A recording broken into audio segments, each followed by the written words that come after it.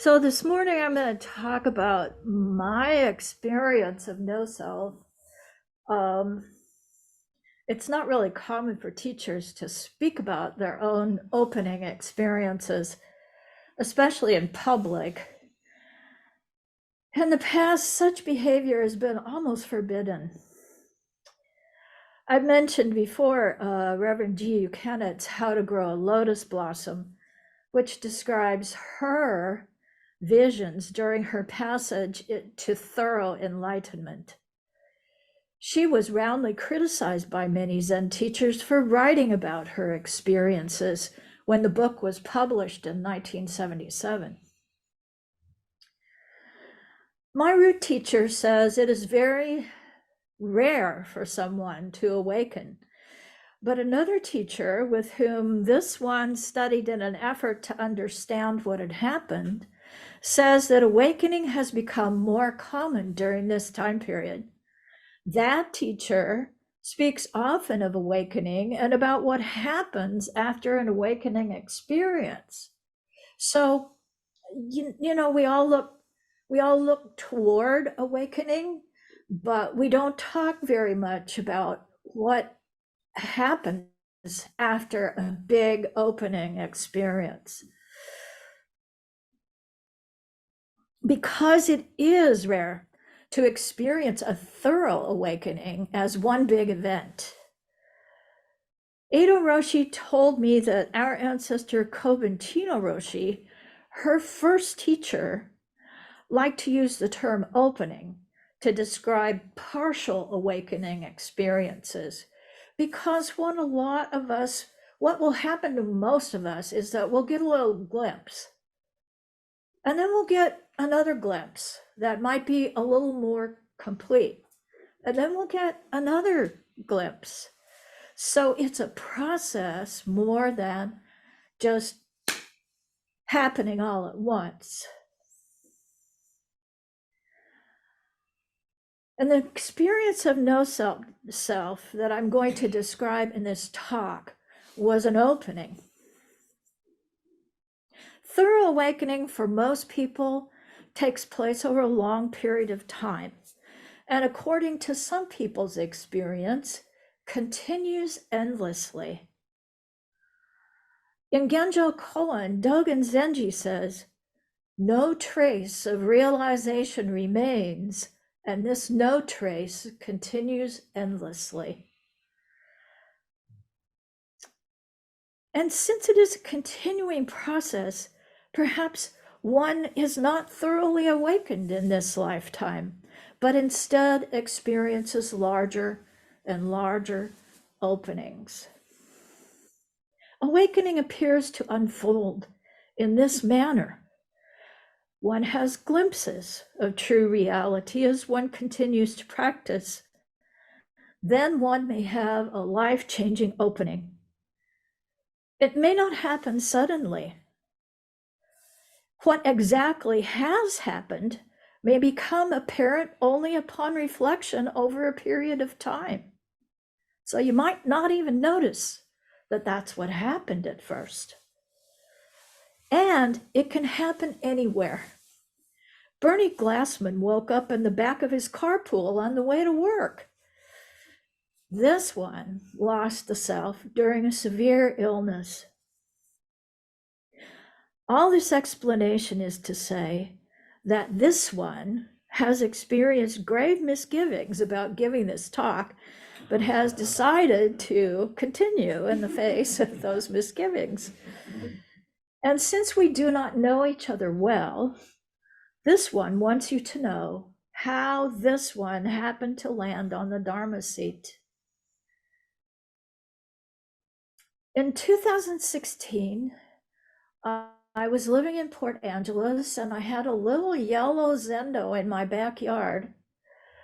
But Edo and I were scheduled to go to Japan to give an okesa to Nihiroshi, that the whole Sangha had sewed, for his 77th birthday.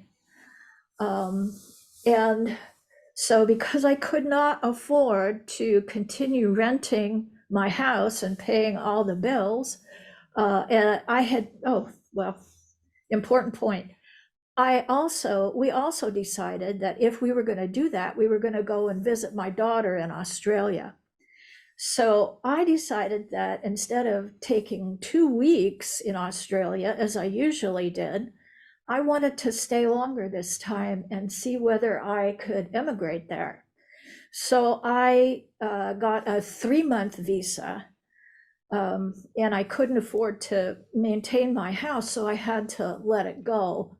I couldn't do both. I couldn't go to Australia and still keep my house. So I had to move out of my house and leave my little yellow Zendo. So we went to Japan and we gave Hiroshi his okesa. It was a very big deal. And then we went to Australia to visit my daughter. And during that time, Ado also went to New Zealand while I stayed in Australia with my daughter. And she went home then, and I stayed. And on November 24, which was Thanksgiving Day that year, I was there sitting outside with my son-in-law. We'd finished our dinner, and we were sitting on the back veranda with a tot of American honey bourbon, which was his favorite at the time, while watching the sunset over the hills in the back of the house. And without warning, I noticed I was cold. And then I began to shiver. And my daughter packed me off to bed and put blankets over me and put heating pads on me. It was the worst chills I've ever had in my life. My muscles were all tensed up. The chills deepened until I was almost doubled up. I was very ill with fever and chills for 5 days. When I finally went to the doctor, I was diagnosed with pneumonia in one lung and sent home with antibiotic and steroid tablets. But I didn't get better. By the next week, I was admitted to the small hospital in Yass, which is the hometown that my family lives outside in the country near, with pneumonia in both lungs. They drowned me in antibiotics, and after 4 days, my condition improved, and I was sent home to recover. But I didn't recover. I grew progressively weaker until 3 days later, I was in the Yass, 3 weeks later, I was in the Yass hospital again. And they sent me to a larger hospital in Canberra to discover what was going on. When I was admitted to Calvary Hospital in Canberra, I was very ill. I later heard that both of my lungs were 75% occluded. The first 5 days there were a time of unusual peacefulness for me. Few thoughts entered my head. It was lovely. Nothing annoyed me. I wasn't afraid of dying. I didn't read or watch television. It felt like a large hole had opened in the center of this body, right there. And the person that this one had been fell out, was just gone. The hole remained completely empty. I remember thinking how ridiculous and unnecessary it is to make plans for one's life or to be someone. I lay in my bed and observed the world. It was endlessly entertaining. I seemed to have rediscovered my inner 4-year-old. I was astonished, bemused, and entranced by everything and everyone around me. The entire south wall of my room was glass, and the room was on the 6th floor of the hospital, so I had a wondrous view of the countryside. I was especially attracted to the cloud people creating and destroying themselves within my window performance space. I had my bed moved to face the window so I could watch them more easily. And knowing it would be poetry night at OZC, because I went into the hospital on December 27, I wrote this poem. And it's called View from Calvary.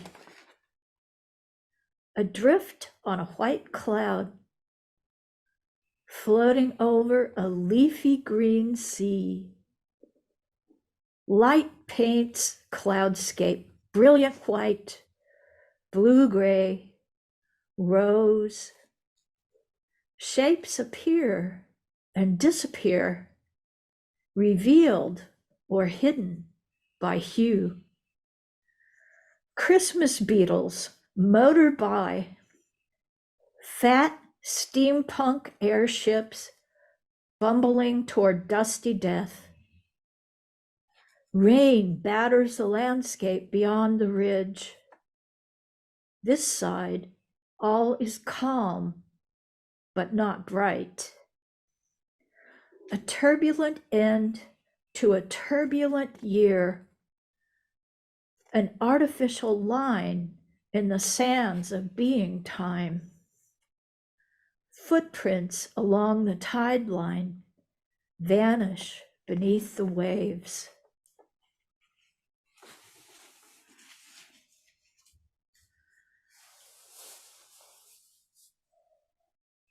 So something had vanished in that hospital room. Eventually, the doctors diagnosed a rare autoimmune pneumonia that causes the lungs to fill up with tissue. After treatment with steroids began, my condition improved rapidly, and I was sent home after 13 days in the hospital. But the state of wonder, the sense of internal emptiness continued. Bright colors were fascinating to me. I painted my fingernails and toenails red. I re-pierced my ears. I bought beautiful batik dresses from Indonesia. I lost touch with Zen practice altogether. I made no plans, simply following what presented itself each day. The wonder followed me home to the US when I was finally permitted to fly home. I described it to my friends as a liminal state. Not quite here, not quite there. And thus began a 6-year period of wondering, homelessness, and uncertainty. I don't mean to imply that I was living on the streets, but most of that time, I was not living in a house that was my own, which at my age is eventually unsettling. This one was still recovering from pneumonia, very weak, and not able to do much without complete exhaustion. Dear friends took me into their home so I could recover. Yet it seemed important to return to Australia to complete my interrupted journey. And so, mostly recovered, this one returned to Australia in October 2017 on a 12-month tourist visa. The intention was to find a way to emigrate to Australia to be with my family. By this time, the state of liminality had lasted for almost a year. But when these toes touched Australia again, it vanished. It was just gone completely.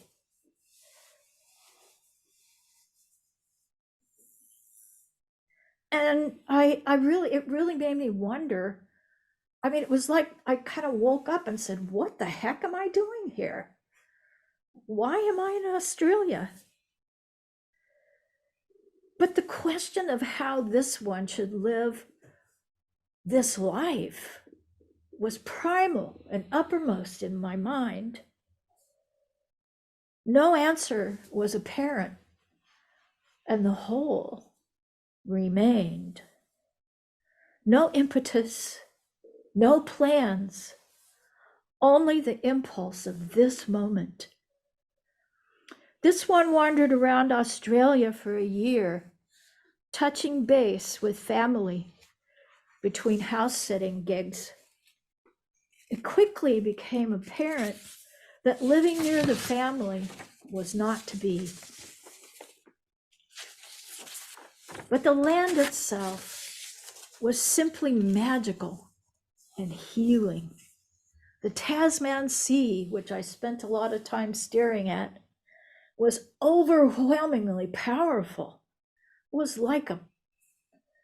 was just this unimaginable force. The Blue Mountains were full of twisted, fantastically shaped rocks. And on the family property, this one made a deep connection to the spirit of the land. Its call, I still hear it. I still hear it. Sometimes it hits me. As the time to return to the US approached with the question of how to live this life more urgently present, one morning this one heard a voice saying very clearly that I needed to move to Kansas, where the family of origin still lives. It felt like a command. It wasn't something that this one wanted to do. It was devastating. Nevertheless, at great expense, against the advice of everyone, it was accomplished. But the drift continued. All impulses to enter life in Kansas more fully simply withered on the vine, seeds on dry ground. The family of origin proved unwilling to incorporate this one. A Zen group, once initiated, felt all wrong. This one became severely homesick for the Pacific Northwest. And when COVID hit and a stimulus check arrived, it seemed to be a signal to return to the Pacific Northwest. A 6-month house-sitting gig in Port Angeles appeared after a conversation with friends. Doors opened. So I returned to Port Angeles, but in the midst of searching for a home after I'd been there for about 4 months, this one was diagnosed with multiple myeloma.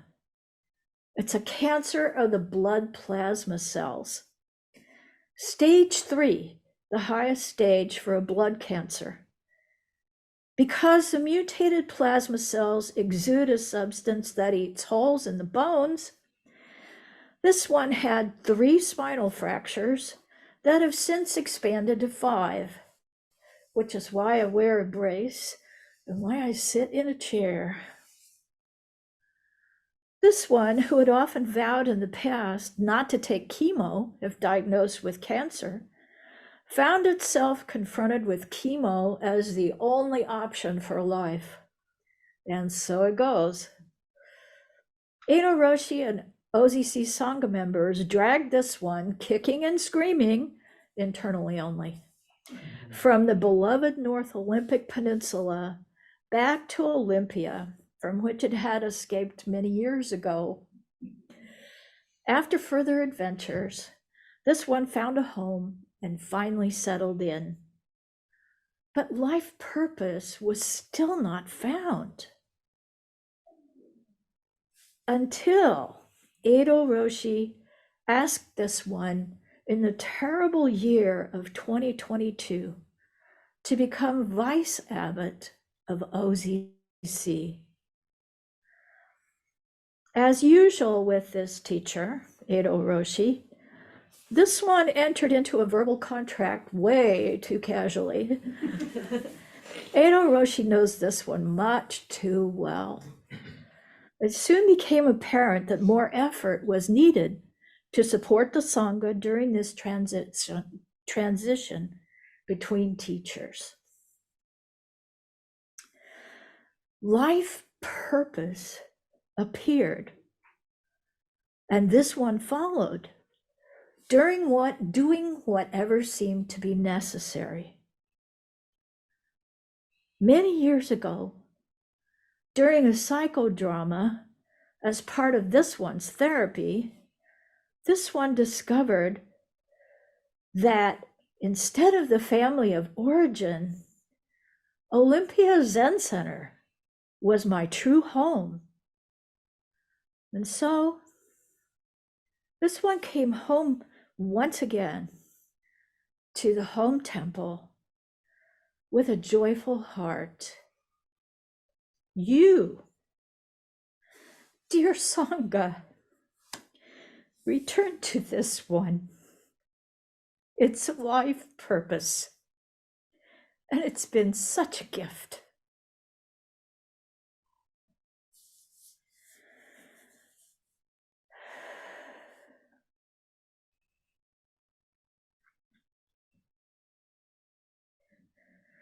The hole is still there. The self that this one was died in Australia in 2016. But this one has come home, and someone continues. Awakening continues. Practice continues.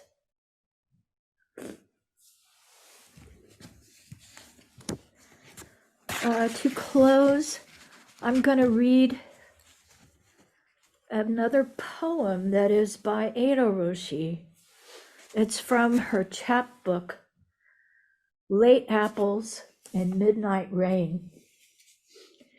And it's about Niho Roshi, her teacher in Japan. Remembrance to my teacher.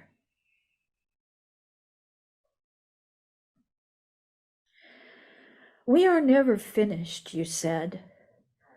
Light of dawn streaming through cracks in weathered wood. Carved dragon above shoji. You point to the clock, work stacked higher than ears in your room beside the bell tower's rumble. Every day you awaken. No escape, nor the thought of not doing. Present to Ryoko Zenji's eyes, black turtle guarding the entrance to his ashes placed in stone through a circle of mu beneath the high altar. You light the candle, place a flower at his grave, stick of incense red in the early mist, strike a mokugyo again and again, resonance shaking dust from raw thatch. The bowing cloth grows threadbare against swollen knees. Seize the broom handle, thread its bamboo spikes through clay, flattened by streams of pilgrims on the trail, constant like the heart of Buddha, beating myriad rhythms. Day after day after day after day, you follow the stream of ancients, their secret not more than continuous hum of work present in footsteps on stone beside bamboo that never rests. Cushions wear thin and flat, floor of zendo shines from mops. Cackle of crows at dawn, quiet swish of okesa, ringing in the still orchestration of morning air, filled with tatami scent, growing murmur of city pulling itself from sleep.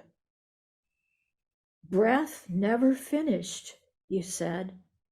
dying in the posture of zazen, body to ash, ash to flower. Never finished, you said. No choice. No choice.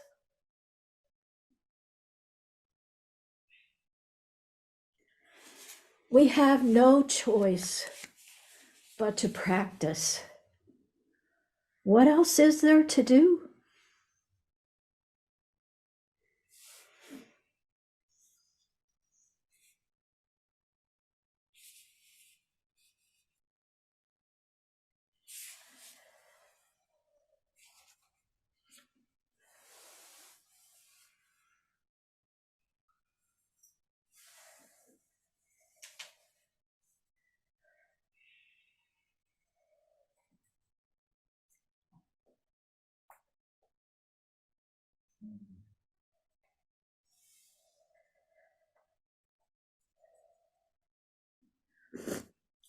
So we have about 10 minutes for questions or comments, if you like.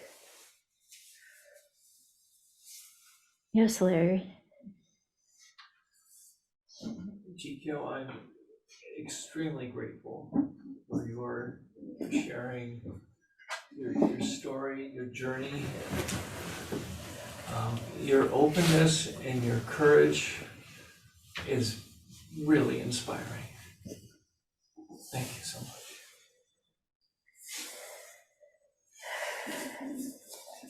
Thank you. Jikyo, Yes, I am Kaylee. deeply moved. Thank you.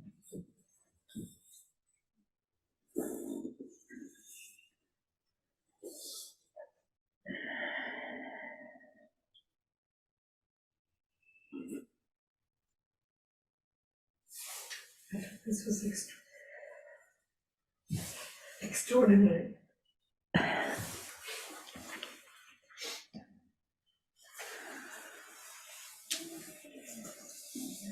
I'd just like to share with Sangha something that I have said to you before. Can you speak up? I'd just like to share with the Sangha something that I have told you before.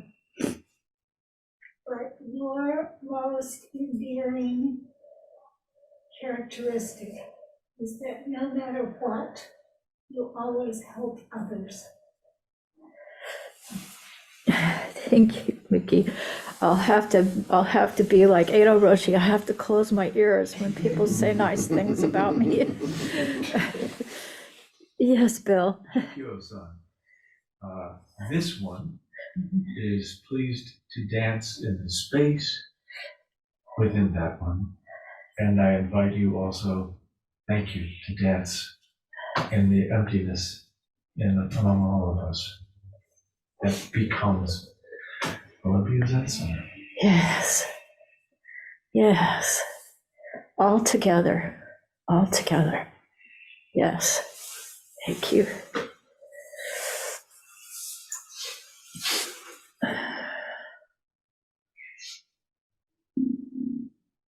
I might need Yes, Chris. second. I'm a little bit shaky. Thank you. When I was 15, I got staph pneumonia, and it lasted almost 2 years. The recovery and everything. And then when I was 22, I had a very intense experience. And ever since then, I haven't known what to do. And I've listened to your talks before, and I've listened to Eido's talks before, and Genjo, and I've been to a lot of different centers, and I didn't live in the area until very recently. And it took me more than a year before it's that feeling of what else is there to do? Everywhere else I go is just, it's everyone's in so much pain. Yes. And then there's nowhere where we can all just be together and focused on that. I don't really know if I have a question or anything. I'm so grateful that this place exists. Welcome home.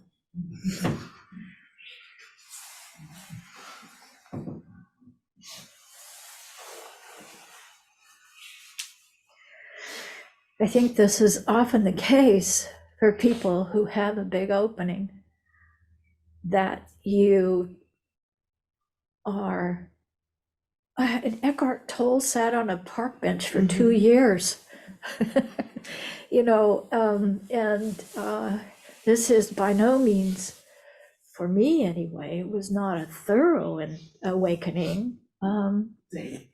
Yeah, but things continue, and one has to discover a new way of being, because all of the tools that you had before and all of the expectations and goals and professions and all of that stuff, just it's like it's useless. And you have this idea somehow, something that, I mean, nothing seems to matter anymore. And that can really interfere with the details of living in the world of form. So it's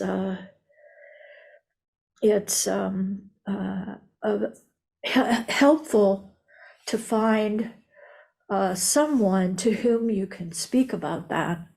And these conversations, I must say, about one's experience in that way are most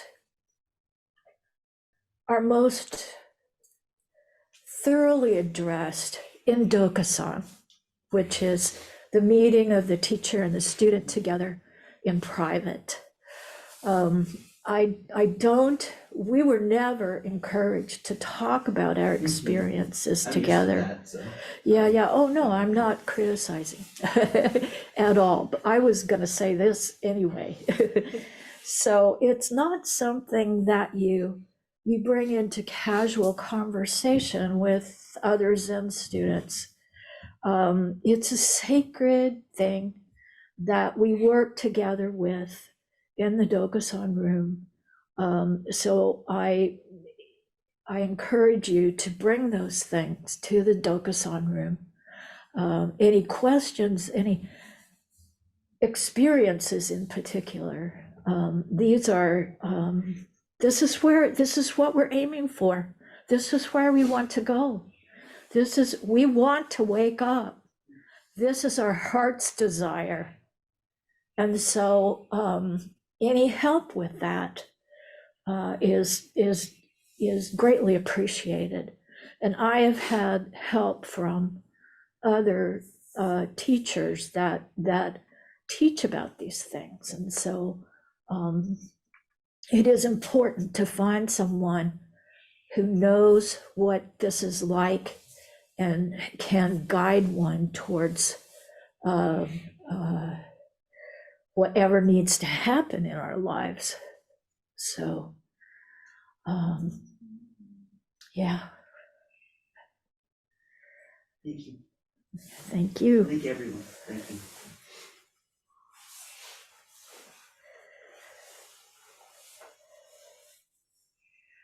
Anyone else? Zoomers? Okay. Thank you very much. Thank you. Buddha